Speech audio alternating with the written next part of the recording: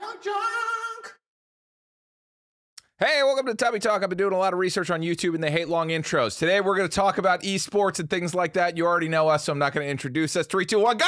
Whoa, that was great. Okay. Yeah, so we want to talk about esports, Yes. just because it's something that we're not super into. Yeah. But why? Where? Who? What?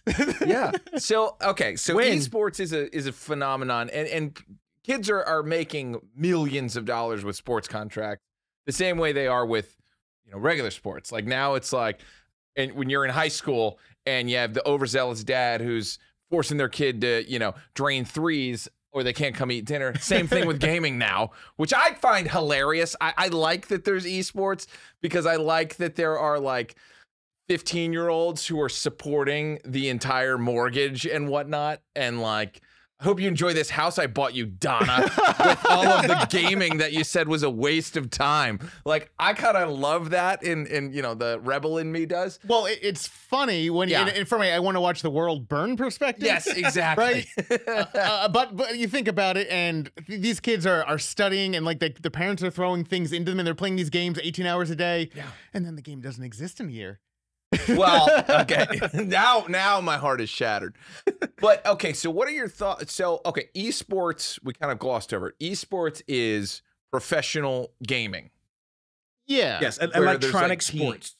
Yeah. Apparently, what esports stands for. I don't know if that's what he intended it to mean. Yeah, I think so. But E in front of stuff normally means electronic. I mean, Yeah. I only know about Wii Sports. So Can you do Wii Sports and esports? I've never seen it, but They should. they That should have should. been the first esport.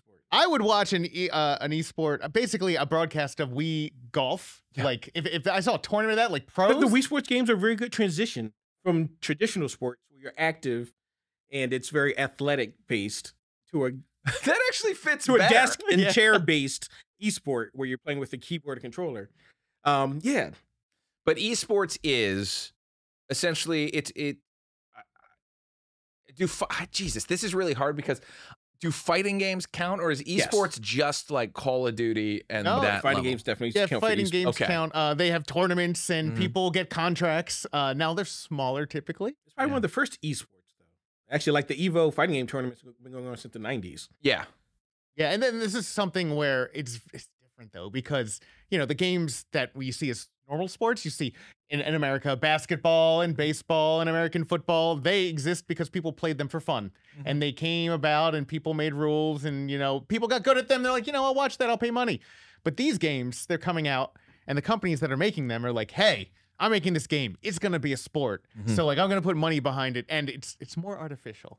Yeah. Ooh, I can see that. okay, so maybe this is where the hatred of esports is? Well, it I don't know due to about that? hatred. More like Disdain. derision. Hey.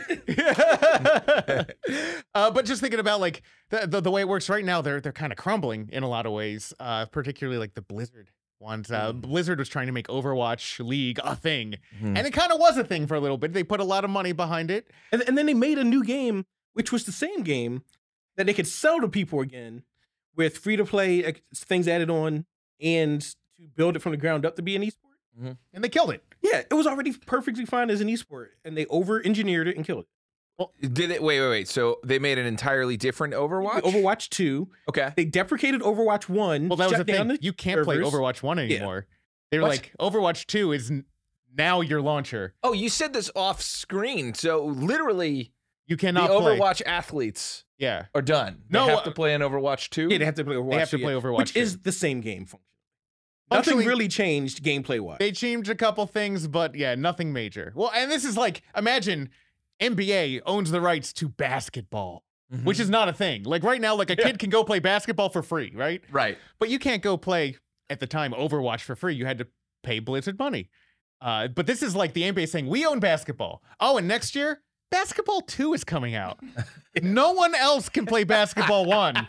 Basketball 2 is coming out, and everyone's playing it. We're going to poke holes in all of your basketballs, and they're going to play with this trapezoidal basketball 2 we invented. So okay. So where does this? I mean, I don't want to just say like, oh, this is because of corporate greed, but it sounds a little like this is a problem with corporate greed. And a lot of this is because people started watching it, and they're like, oh, there's an audience for people doing esports. Yeah. And because there's an audience, let's Damn monetize Twitch. it. Yeah. And so all the companies jumped on board, threw tens of billions of dollars into this, and they were just like, you know what, this is the new thing. They were going to build an arena in Philadelphia, a big arena, and they canceled it. I just found out because right at the COVID onset, they were going to build it. Like, well, COVID's a thing. We're not building an arena for esports, and for them, good thing they didn't, because now you're not making money off of that. Well, what's funny is in my real life as a video producer for like medical based content, I worked with organizations that had legitimate athlete contracts with the Philadelphia Fusion and esports, where like literally, and you think that's crazy, but hand and wrist. Oh yeah, hand and wrist tunnel doctors, like orthodontic types things. Like, exactly. Orthopedic. Sorry, orthopedic. Mouth too. A lot of bad teeth in gaming. You know, all those teeth-based games. Oh, yeah, it is. Well, gritting, but yeah, I mean, from here down. Playing is bad. That much is bad for you. It is very bad for you. Yeah, it is.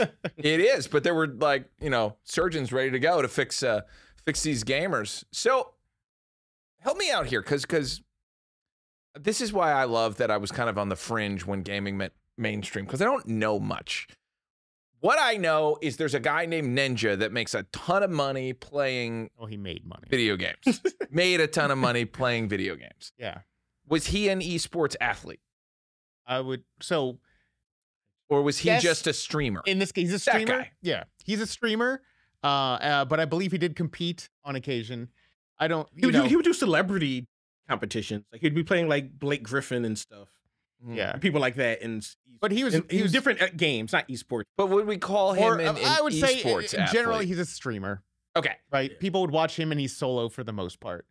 And it is mostly his personality. He's talking through it. And that's why people, you know, they form those parasocial relationships, and they're like, great, I want to see Ninja. I don't care necessarily about what he's playing or what he's doing. Like, that's, you know, part of it, but it's mostly the guy. Well, I definitely have this. And this is why I ask, because I have an absolute affinity for streamer gamers, specifically Game Grumps. I think they do it better than anyone else. It's funny, it's fun, it's exciting, but we are literally, it's a let's play. We're watching someone play a game, and they don't even put in the little stream icon.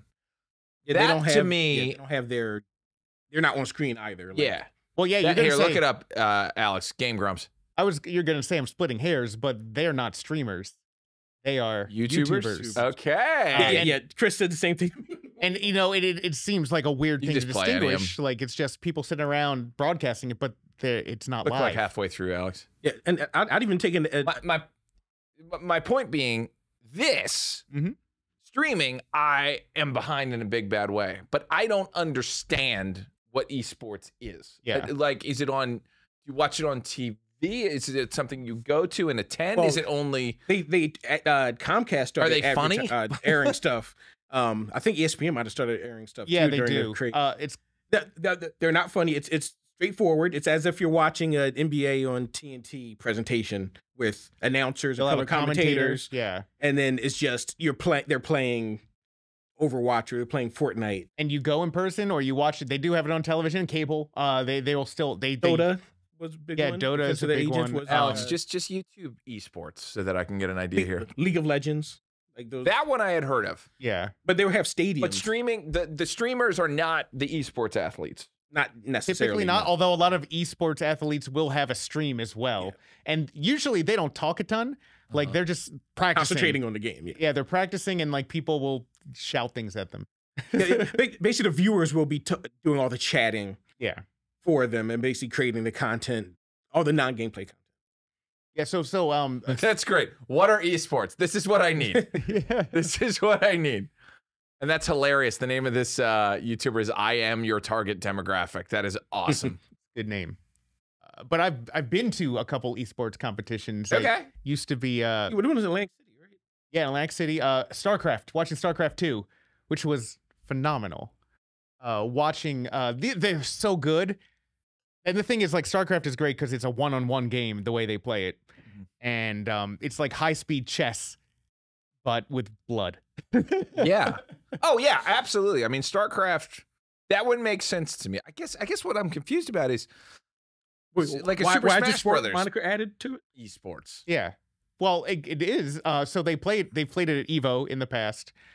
People, but I don't think there's a ton of like Smash Brothers leagues, like where that's they're what sponsored. Also, like there's like sponsored Street Fighter League, the Capcom Cup, which is a very fleshed out tournament, like international tournament with like it's kind of like the tennis or golf like series where you play a bunch of events and you get points from the events, and then the points are added up, and then they do like a in-person playoff or like round robin style tournament of the top point getters. And I guess that's what I'm familiar. Oh, geez, there you go. It's your Smash. I guess they're just kind of showing up here what I'm familiar with, which is where you see the people come out and it's like all these crazy lights and they all sit at the official chair and they got the headsets on. Thing, yeah. So I would think, doesn't that only apply to games that are team-based games?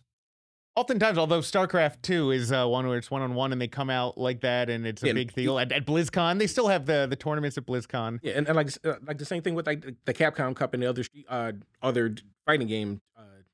How are we not esports? Announcers for an esports league? You know what? That's our goal. We want to be announcing at I can speak at E3 or something. I can speak for myself, but I'm probably not going to be. Oh yeah. I'm going to speak for myself, but I don't know what's going on in most of these games that are popular esports, so I'm not going to be able to commentate over it because I don't know what they're doing. Yeah, a lot of the people are good. So you're like me now. But yeah, yeah, like a lot, yeah, like just confused, like what? Well, like why is it in 60 frames per second? I don't understand. Like I assume what Chris was about to say is like a lot of the commentators are people that were pros before esports became a moniker and a life path they could follow. And it's interesting, like I hope it works. Well, yeah, I mean, there's been ups and downs. Like, 4 years ago, everyone was like throwing money at it. They're like, this is the next big thing. This is going to be bigger than football, right? And it hasn't been. Well, you said billion with a B, and that was very surprising to me. Yes. Comcast and other companies were building stadiums for these in-person events. The Sixers they might still have a league of like, what even playing? Like NBA 2K? I doubt they're playing a sports game. That would be weird. They're playing a basketball game. Wow, that's boring. I think it's NBA 2K. I think it's the 2K series. Like they actually sponsor teams and they have a bunch of.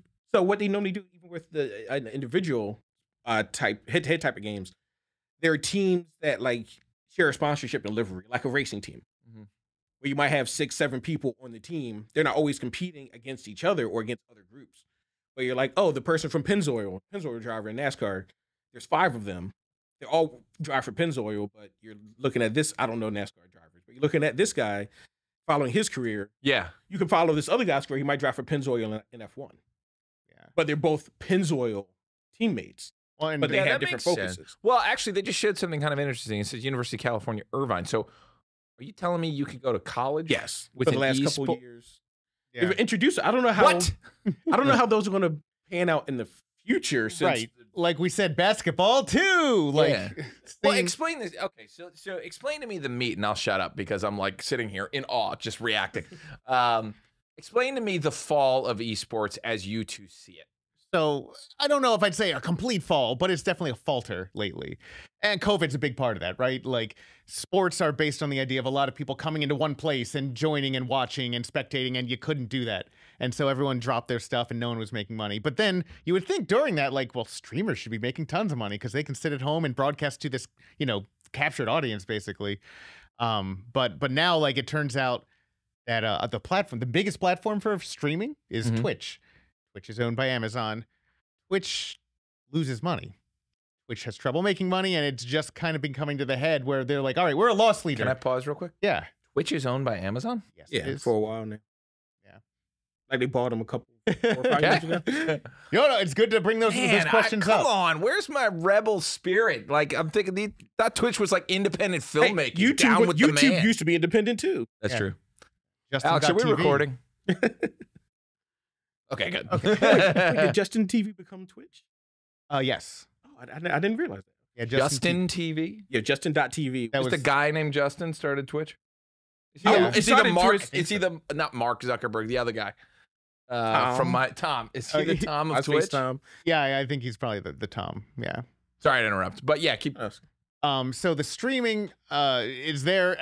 The revenue wasn't there, and advertising is a very hard thing to make money with now in general. Advertisers are pulling their dollars online. It's always been hard to make money, but now it's harder thanks to things like Twitter/X being questionable in terms of advertisers actually making their eyeballs. Yeah, and then there's also a weird phenomenon that's coming back because it used to happen on TV in the 80s and 90s, especially the 90s, where advertisers are looking for certain demographics. Online, you get either a lot of very young people or you get people like our age. And advertisers don't know how to market online to either of those groups. So they'll be like, oh, YouTubers and streamers can't use bad language. There's a list of words you can't say if you want advertising dollars. Yeah. But there are words that people have been using for the last 30 years as part of public speech. Mm-hmm. And they're not necessarily like obscene, but they just don't want to be associated with those types of words. And there's every now and then a controversy with some streamer that is like, oh, I'm going to say damn all I want, even though it's on this list of words I can't say. Mm-hmm. Or like Game Grumps, they're YouTubers, I know, Chris. But like they wait. And so are we. They wait the first minute and they bleep out any curses in the first minute because you get demonetized with their format if you curse within the first minute. So then 1 minute, 1 second, they start cursing up a storm sometimes just on purpose.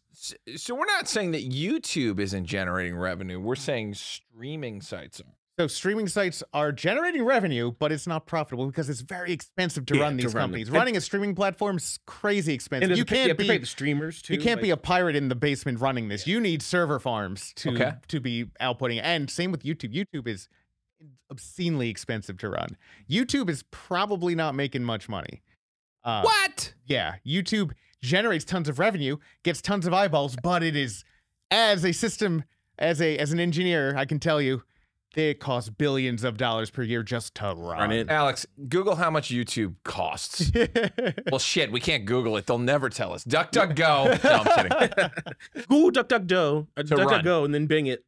Well, and the thing is, like, the companies behind these have been content with being loss leaders for $5 billion per year to run Billions YouTube. was right. Yeah.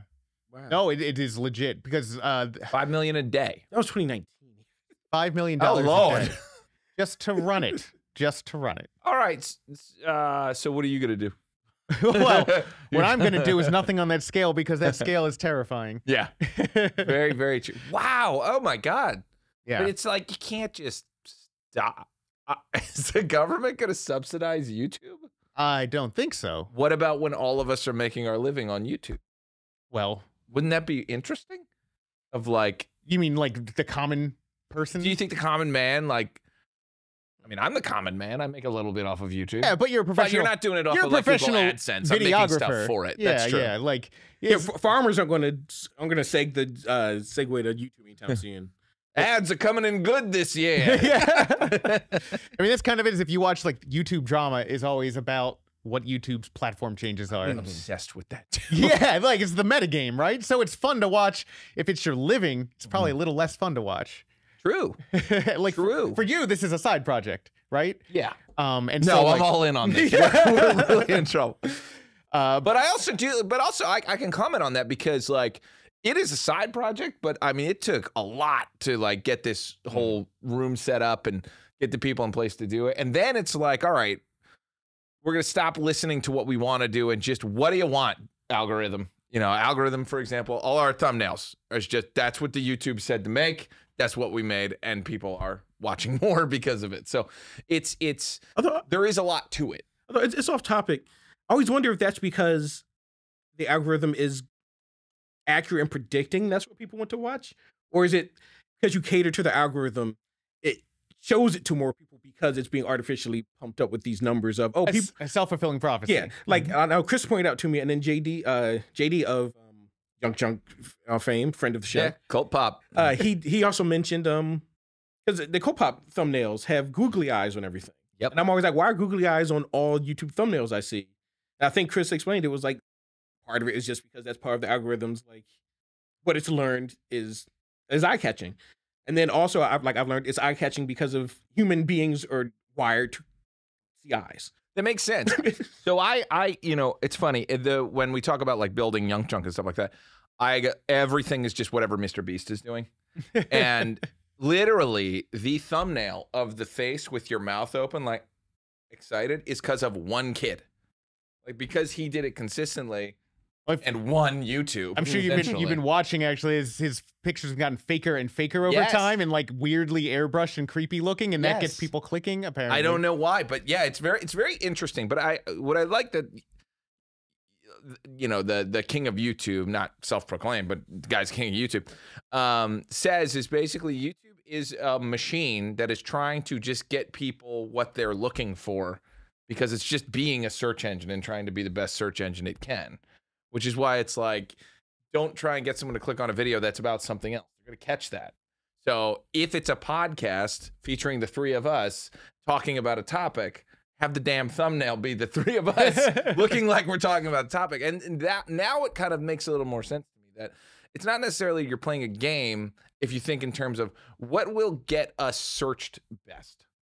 Whereas streamers, I think all got on before that because Let's Plays should not be a thing. Can we Let's Plays should not be a thing, and I'm addicted to them. The other thing I'm addicted to is long form, we're talking 2-hour plus video game documentaries.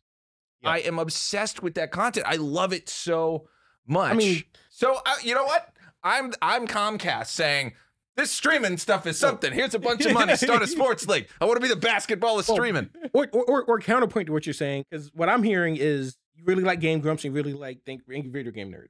Yeah.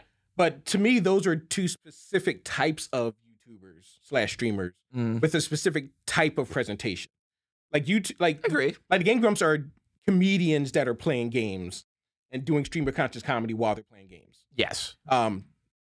The Angry Video Game Nerd is somebody who really is passionate about video games, or maybe was at some point, but he loves ranting about them, and he's informs himself about what he's ranting about so he can rant more efficiently. Which is also has a comedy aspect to it. Oh, he has a shtick, and he's a character, and it's scripted and all that. But at the same time, there's a grain of truth to it, but he's still, it's a performance. But I wonder, I wonder, is that performance from the old times? His, I'm pretty sure it is, because he's been, well, both of them been doing it for 10 plus years. That's what I mean. So they both been, So I don't know, like I've glommed onto those types because I like the aspect of performance, and I especially like the aspect of comedy with my information, with my, goofing around in a video game, failing it because you don't care about playing this game because you're only gonna play it twice. And you're gonna jump into the next one. I haven't watched any like serious Let's Plays of like, I'm gonna sit here and play through this game because I don't want to watch somebody playing it that does not have a personality that draws me to it. A serious one? No. So if I have when I want to see how a game ended. Well, like I'll jump around. I'm not going to sit down and watch it. Yeah, that's true. Now, the one exception to that, though, I will watch intently a speedrunner. If a speedrunner is doing like an amazing run, I want to see every second of that thing and be like, how do they do this? And I guess it's funny. We're flirting with the topic still because that is an esport I would love to see. Is a speedrunner, showdown. But because you'd have to do it in real time. You can't do it over and over and over. You got to be seasoned and ready to rock. But that's not an esport. They do? They do. Yeah, they do that, and it's not an esport. See, this is well, see what's different. So it's very much Fry, shut up and take my money, but I don't know who I'm talking to. I get it. I get why billions were dumped into this thing because it should work, but something's off. Yeah, so the Games Done Quick events are charity fundraisers where they get a bunch of speedrunners and they all run games for the entire week. Yeah, it's like twice a year. That's even more beautiful. That it's for charity. That's wonderful. It's one of the most beautiful. It's like you restores your faith in humanity watching this thing. And as gamers have been doing it, they've been doing that nearly a decade at this point. But they have like a 4-way race, and they'll be like, all right, 4 of the best stream runners of Super Metroid are all doing it at the same time. Yes. And there's an audience, there's a stage, and they're all playing, and it's fun. It's really fun, but they're not being paid for this. It's charity.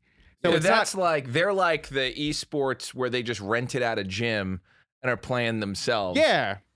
But are more fun to watch. Kind of like, if you ever go watch like a street basketball game. Oh, that's so fun. That's way more fun sometimes than being and one thrived for a decade or two. Just off of the fact, like, hey, you like these NBA stars? Before they were playing in the NBA, they were out here having fun. Yeah. Windmill, dunking and talking trash and not getting fined for it. They don't have to wear suits at all. I think that's Ice Cube has a 3-on-3 league that he's coming out with. That's very much in line with that. Yeah, I just heard a podcast about it. I'm like, that's great because it's all for people who just left the league. Yeah. So like you can't veterans. hang with the youngins, but you can go back out to the streets. It's really neat. Big 3 league. Big 3. That's it. I think that should be an esport. Yeah. Well, if they were playing, But they're not playing. if they were playing NBA 2K3, it'd be an esport. So yeah, like that. Probably the easiest way to think about it is an esport is marketed and put on like a sport, but they're not doing a physical sport. They're playing a game. Some not often of a sport, but every now and then of a sport. Like I think the NFL might have Madden leagues too. Can we see like? Can you show me like an esport audience? Yeah, it's a bunch of nerds usually. Well, they're my people. I love them. Okay, yeah, just go through some of these pictures. Yeah, it's a stadium full of people. That's for that girl doesn't have pimples on her face. That's a plant. No, it's for real, man. So what? I've been to a couple of these events. No, yeah, so, that's AI generated. No, that is real. That is so. And in other countries, it's bigger than the U.S. Like the U.S. is trying to make it a thing. South Korea, it's huge. ever since StarCraft. Tell me this 1, is the goddamn soccer of. Oh, they also have soccer in those countries. Well, that's what I mean, and it's way bigger. The national sport of South Korea is StarCraft Brood War. It absolutely is. we can click through these top 10 most watched esports. Yeah, click that link. What? Yeah. The soccer of South Korea is StarCraft Brood War, did you? Yeah, StarCraft Brood War. Like the people who are playing those games in South Korea, they are recognized on the street. Yeah. They're celebrities. And now a lot of them are old. It's an older game, but they still play it. And that's one of the problems, I think, with esports is that the games need to last. But here's the, well, yes. Well, actually, that's a really good point. But this is viewers. It didn't necessarily say audience members. Yeah, but viewers is a good But it's also just helping me kind of understand. League of Legends, I know nothing about. Is that a free-to-play? It is free-to-play. Is it mostly free-to-play games that find their way here? It is largely There are a lot of them, yeah. Yeah. Not all, but largely. Those are the ones that have people pushing behind them because, well, it turns out that with streaming, with online advertising, with all these things, most of the money is coming from whales, which is just people buying microtransactions. The minority of people who happen to be dumping tons of money into them. What are they dumping it into? Skins. They Twitch bits. They drop donations on to streamers. Oh, you mean like when they release like $1 million costume? And just a couple of people get it in the game, but the content they make showing it off. Yeah, like that really happens. To my knowledge, that really happens in real life. I know, like Mythic Quest made that a whole plot line. The TV show Mythic Quest about a video game developer that's making a game that they're trying to convert to an esport. Interesting. Free Fire, never heard about. Never heard that word. Well, they play. It's the number one. They play Clash Royale, which is that a phone game? Yes. PUBG Mobile. Yeah, mobile. Yeah, they play a bunch of phone games. What?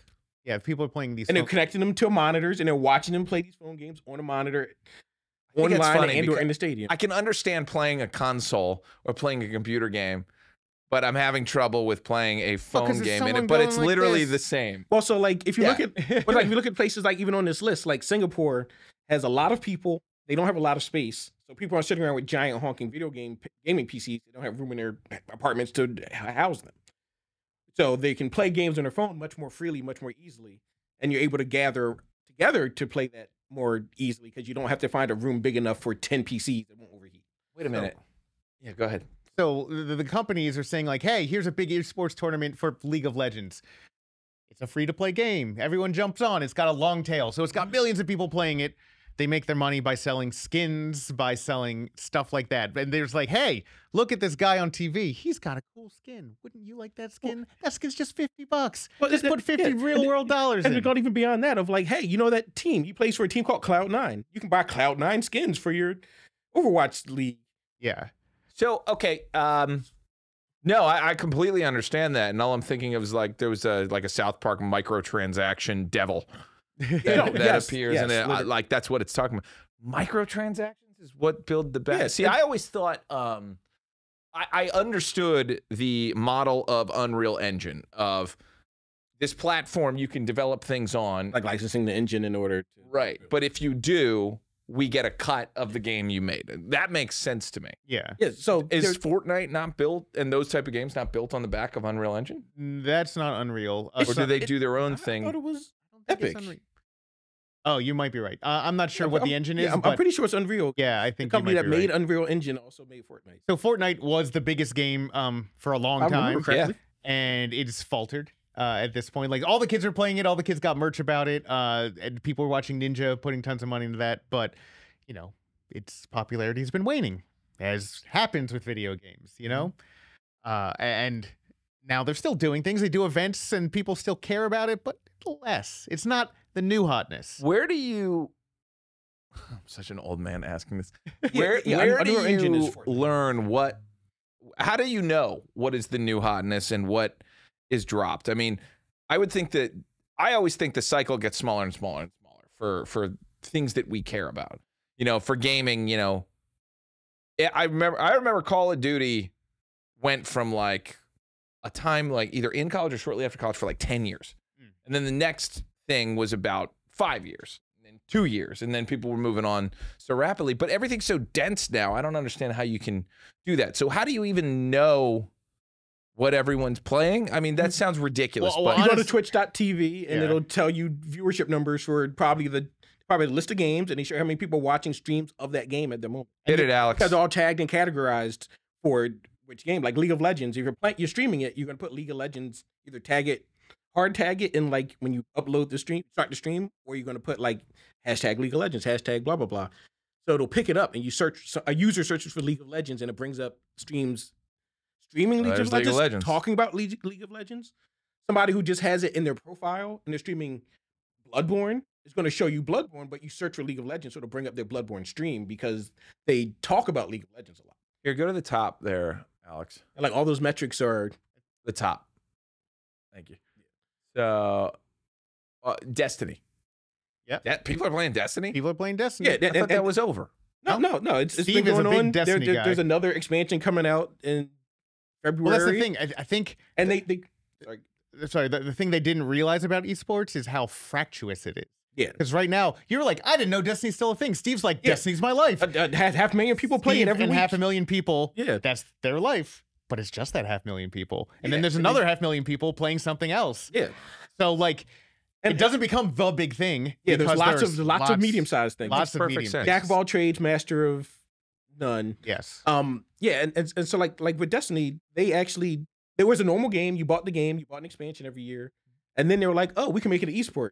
So they made it free to play, and made all the PvP stuff where you play against other players free to play, to draw in that crowd. And then they started adding more microtransactions and transitioning towards microtransaction based economy, which apparently has helped them a lot because they went independent from Activision a while ago, and they've been going strong since. The microtransactions are a way that they can keep a game alive, actually. They're like, oh, Because everyone it already creates a bought the revenue game. stream.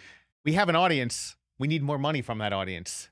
So, hey, now we're free because we already made all the money selling the game, but the people playing it now, we want Wanna continue microtransactions make- from them. Yeah, Keep it alive. Yeah, and gamers are thankfully still very reticent to buy a game at full price and then also pay for skins and microtransactions. So Do you think esports could work for old games?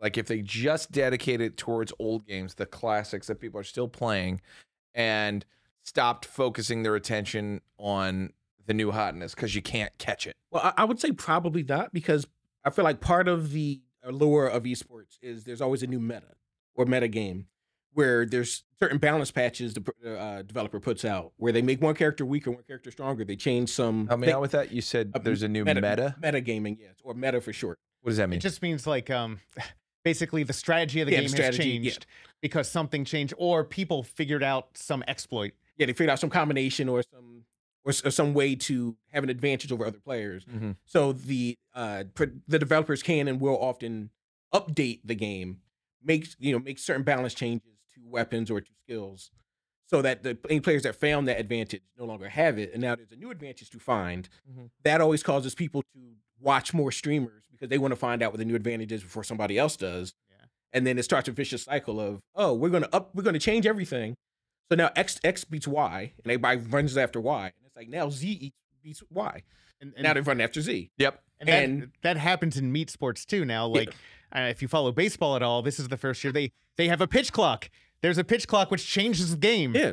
And a lot of pitchers adjusted and a lot of didn't. And it's just like, well, that's the new meta. The new meta is the pitch That's my clock. favorite I like term I've ever heard.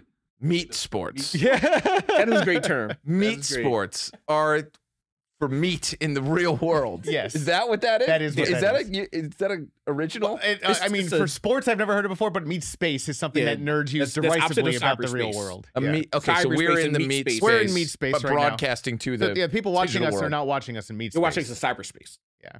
We're in meat space. We're in meat space. They're in meat space. Cyberspace is connecting us.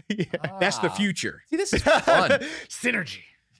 And like Chris's point about baseball, like the pitch clock is something that the league added. Yeah. That would be like the developer making a balance change, releasing a new patch for the game, which you can't do for older games because they're no longer actively in development. Or if they're like a cartridge-based game, you can't patch it, really, unless you have a Switch. That was literally, a perfect analogy. Yeah, I understood every bit of that. You connected meat and cyber.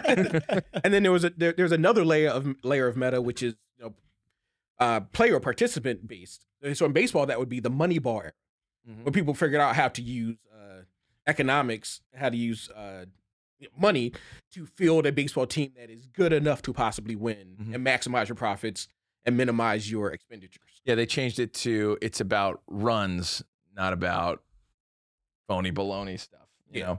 Yeah, and so like that was a meta change that was brought on by the people involved, the GMs. They figured it out. And the owners, and then the Major League Baseball possibly tried to cap some of that by adding a pitch clock, making other small rule changes to either streamline the game or speed up the game for TV's sake.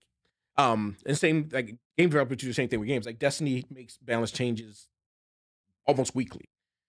And like every 3 months, they change how certain types of guns even work in the game, so that you don't want to use them as much. You use a different type of gun. That's not annoying? I guess the purpose is to make it annoying so that you do something else. Well, yeah, to do something else. Like in PvP, shotguns are the best thing because you run up and shotgun somebody, they die instantly. So if they make them so they don't kill in one hit, people get mad. Like, you nerfed my gun. Yeah, that's my favorite gun. Yeah, and so the reason it's not a good esport is because they'll just make it so it's a 2-hit kill now, and the people don't play shotguns anymore. They the turnover, instead of adapting to something better. I'm stuck on the turnover because that makes so much sense. Yeah, like you can't dedicate your whole life and being to something because in 4 years it doesn't matter. I think that's the main problem, right? And I think it exists also when you're talking about old games. There's too many. How do you pick a couple to like focus on? Because you need a large group, a community of people focusing on playing this game, getting good to be good players. Like people still play Smash Brothers Melee. Oh yeah, competitively. That's what I mean. It's a huge one. But that's like an outlier though, because to a lot of people that's the perfect Smash Brothers game. Yeah, so they want to continue playing that one. Right, that makes sense. There's a couple that emerged, like they'll keep playing it, but those people aren't making big bucks. People are playing it mostly because they like it. And like maybe a couple of them are making a living off of it, but it ain't most of them. Yeah, how do we get these people paid? Because I like the people who are doing it for charity. I want them to get esports contracts, and I don't. It's not what it is. It's really there needs to be like some sort of charity. There you go. You can take that. Charity. Yeah, charity. I actually like that. That would be awesome. You know what? We're starting that. We're starting that. But like you guys actually told me about Smash Bros. Tournament you were going to host. Yeah. And that's all self-financed. And that's what I'm interested in because that's like done because of a love of gaming, not because of, boy, I feel like everybody in every sports movie who's like, it's about the game, not the money, man. Build it and they will come. Yeah. No, it's the grassroots stuff is compelling because it's about people who want to do it because they care. Yeah. And that's why it's no fun to watch the Sixers right now. That's right. Ooh, sick burn. Yeah, but sick burn, but it's helping me understand this. So like people are looking at the esports gamers and they're like, there's something missing. It's not, it's like, you can't just make people care about a thing because the packaging around it looks like something else people care about. There's got to be something in it that is beyond spectacle. It's about the story. And a good sports reporter will even say, like broadcaster, it's the story of this game we want to tell, the story of the players, the people involved. If you don't have a story, if you can't communicate that story, it's very dull. Like if you don't know any of the players in the field, you don't know the rules of the game, and you're just watching a game, you're like, what's happening? Well, that's why watching basketball is more fun with Shaq and Charles Barkley than it is with, somebody who really doesn't care and has never played. Absolutely. And that's why I'm getting introduced to soccer for the first time. I went to my first union game. I've never seen professional soccer. It's kind of becoming a thing in the United States. Yeah, but trying. I was like, I don't know any of these players. And my sister follows him. She's like, oh. And I'm like, I'm not really getting a lot out of it. She's like, oh, that guy, he just came back from an injury. And that guy, like his family just went through this. And I'm like, oh, okay. And then you start to care once you get these stories. And I only want to see one-handed esports. You know, I want people who like suffered a horrible injury, lost the use of their left hand, and battled their way to the top with their right hand and their tongue. I mean, and figured out how to make it work. Definitely exists in the speed running space. I don't know. Yeah. I don't know much about esports, which I appreciate. I don't know if it exists in esports sport. Yeah, but yeah, that's stuff. So in the latest Evo tournament last month in Vegas, in Street Fighter 6, there was a blind player that he beat like 3 contestants in like the open portion. Because Street Fighter 6 apparently has very in-depth accessibility options. So there are different sound effects for certain things that happen on the screen to give feedback to players that are sight impaired. And he used that to beat 2 or 3 people. Yeah. Ah, freaking ads. He's actually pretty good too. Somebody's watching the chai. Get out of here. Sven, blind warrior Sven Van de Verge, who's been blind since he was 6 years old, impressive this year. That's incredible. And look at how many people are there. Like, this is Evo. Yes. Yeah. Evo's got thousands of people. So Evo is esports? Well, or is Evo its own? But I would say Evo's the original esport, only because I guess you could say electronic chess would be the original esport. I mean, really, who's watching it? Any tournament is esports, and I guess arguably it's only esports if there's money behind it, if there's a prize. But even the littlest, dinkiest tournament has a prize of some kind. Yeah. Like most tournaments, especially opens, are buy-in. Yeah, come in with money, you put in the pot, and then the winner is the person who makes it to the end and gets the pot. Tubby will be running in February is the plan. Yeah, but like Evo has sponsors. They've had sponsors the whole time. You want to live stream it? Yeah, we could probably get sponsors and look at this. We could probably get sponsors and everything and do it the real way.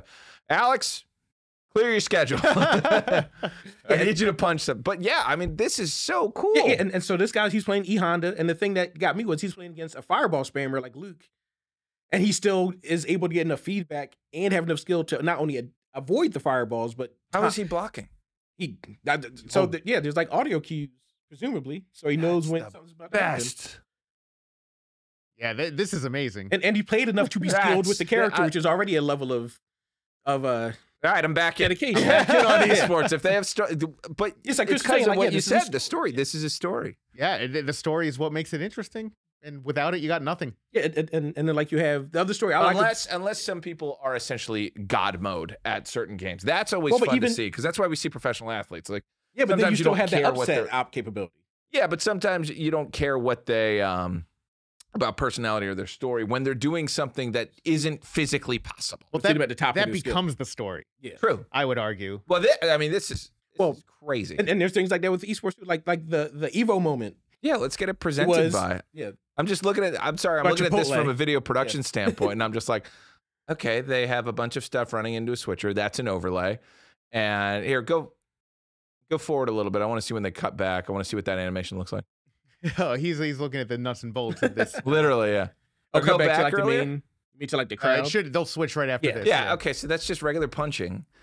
He's out of focus. Come on, Evo. What are you doing? Hire me. But this, I'm sure Evo is actually run by a lot of volunteers. I'm guessing a lot of the production is. Maybe that's why we care. Yeah.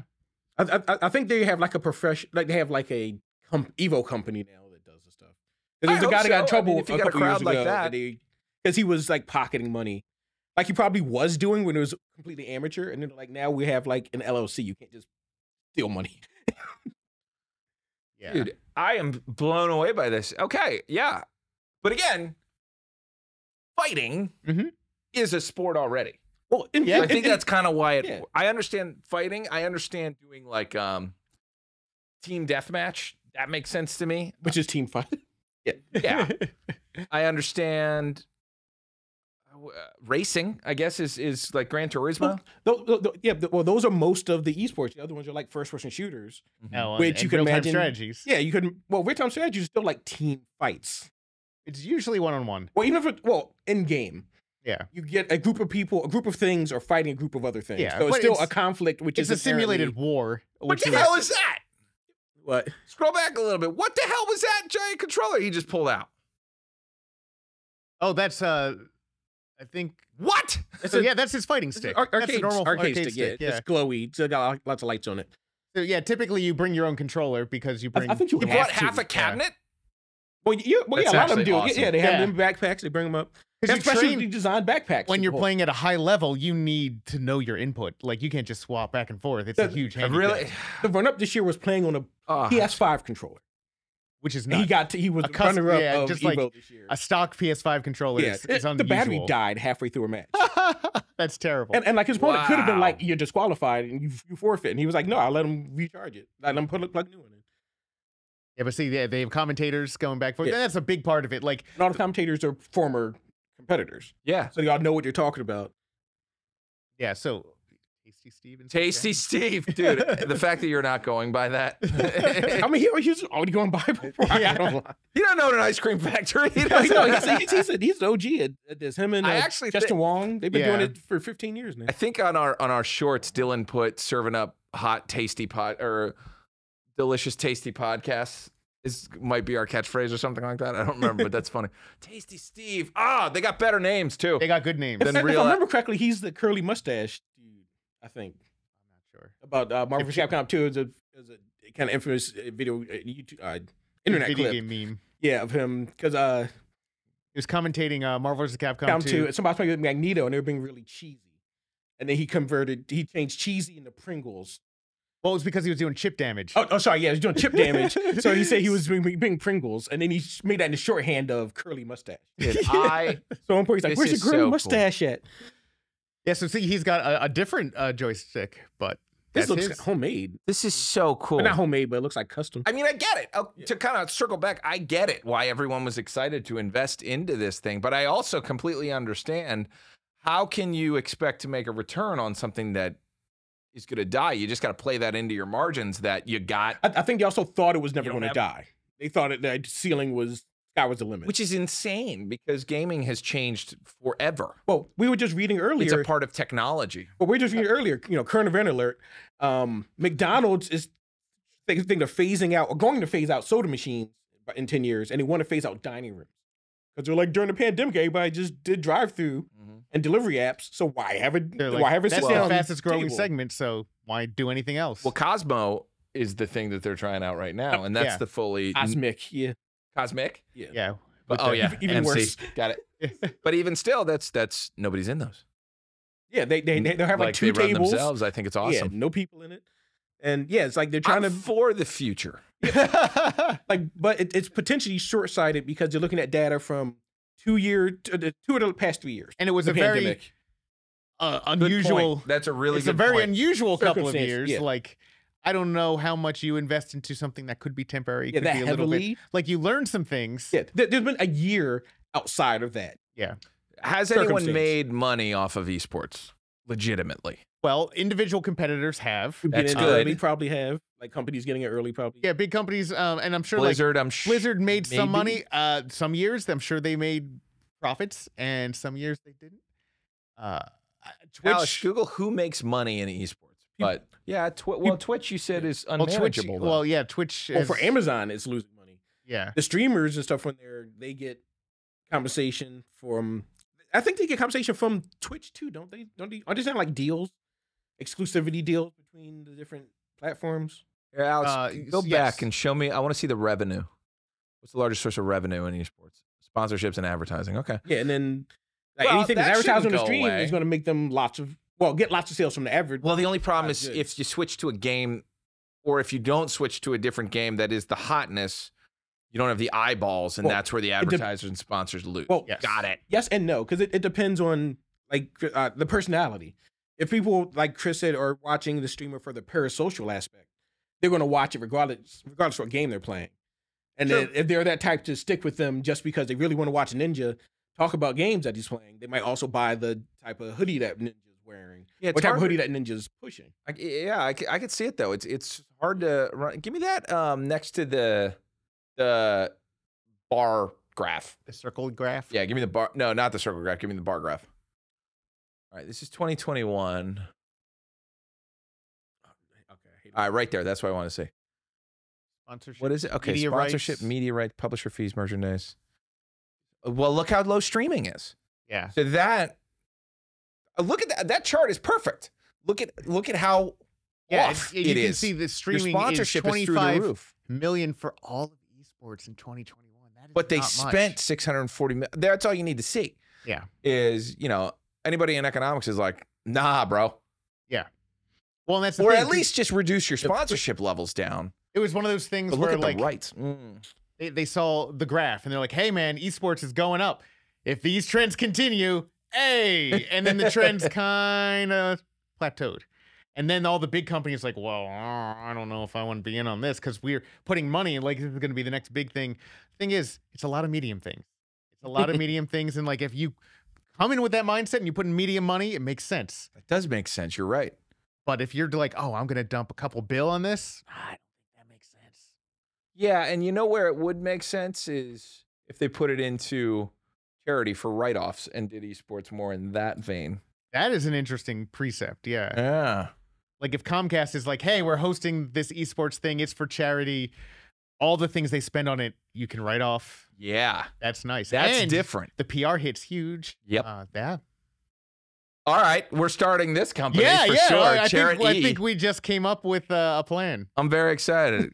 You want to handle the logo? I'm on it. Charit-E. Yeah. And then we need the charity walrus, who is the mascot. Yes, of course. I'm glad we talked about this because I'm of like a completely different mind when it comes to what this is and what it could be, because it doesn't make sense. Also, It doesn't make sense to be sustainable. it's like one of the things, at least from I like get from more like personal like esport participant or small company like team standpoint. Yeah. I just noticed from the description of this graph. I never thought about teams signing streamers because of their inbuilt audience to be marketed to specifically. Yes. Yep. To be like, oh, we signed this person because we know that their people buy all the Yeti cups we throw at them. Well, and that So now we'll have a team branded Yeti gear that they're going to order buy because it's new, something new for them to purchase, some new for them to consume. but that It's very introduces cynical, and I never. that introduces the problem true, of that word, sports. Oh. You have to be able to play sports to get the endorsements. This is why sports is always pure, whereas Hollywood and acting and things like that is always corrupted because, I can't, even if I have millions of viewers, I still won't make the team for the Giants if I can't perform. Yeah. Whereas And conversely, the now we're Giants aren't going to talking about- draft you because you have millions of. right. Yeah. Which taints it, right? Which is where we are right now with media is people are only getting to be in movies not based on their talent or writing ability, but based on their Clout or their Instagram following. And sports is always the great divider of that. It doesn't matter your clout if you can beat the best person. Yeah. Mhm. Oh, it does shake out quicker in sports, you're right. But I think Yeah. there are situations where celebrity plays into it. Like Tim Tebow, when he came into the league, Yeah. he was the best in college. Everyone loved him. He had this huge following. They're like, oh my God, Tim Tebow is going to be the new hotness. He comes to the NFL and he sucks. Yep. Right? But he still got another job after that. Yeah, They're like, great well, commentator. maybe he'll figure it out. He'll figure it out. He didn't figure it out. And he's out of the league, but then he's a commentator. Yeah. But his celebrity carried him through a Yeah. couple contracts Well, in the that's a NFL. Suppose you're right. Despite having not the he had the college performance to back it up, but it's a different game. It is a different game, but he didn't get to.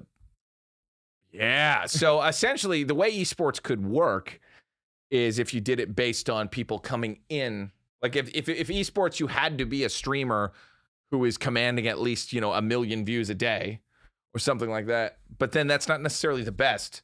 That's just the people that command the most views. But if it's a bunch of those people, Like I'm sure there's a bunch of workhorse esports players that you don't hear about. They're not famous. yeah. But they're the ones that are like, oh, they take point in the League of Legends match. They're the ones that win.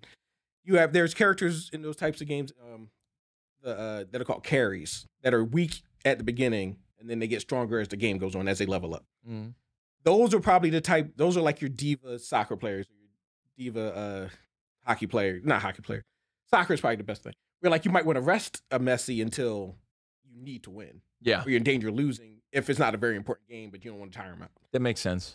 Where lots of other sports, I'd be upset if I was the striker out there and he's sitting on his ass but waiting until I mess up and he comes in and covers what my mistake, and I'm like, well, you should be out here with me. We should be in the trenches. Like to me, that's what sports are. Like people are a team.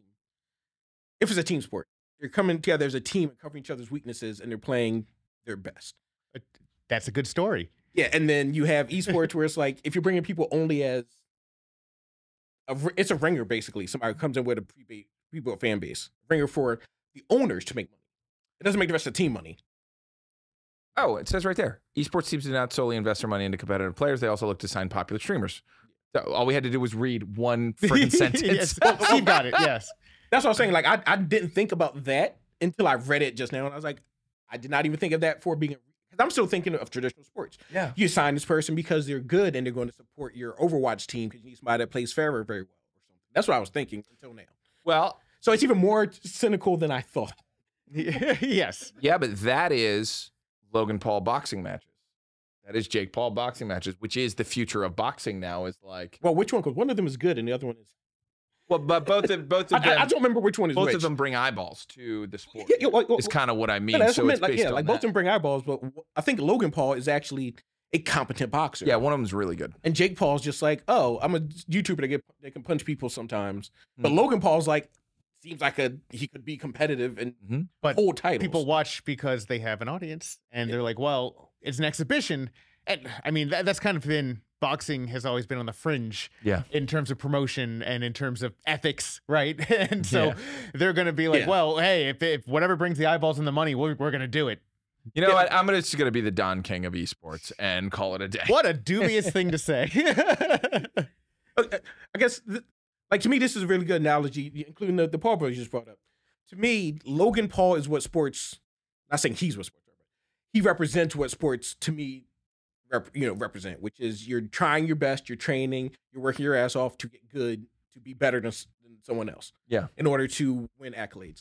And then you have Jake Paul, who is like, oh, I'm doing this for the lulz. And you have people that will follow Logan Paul because, oh, he's working hard. You have a smaller group of people, I hope, that follow him just because he's from YouTube. But I feel like Jake Paul has more people watching because he's from YouTube and less because, oh, I want to see him box. Yeah. Like, and to me, that's the dichotomy between esports and space sports.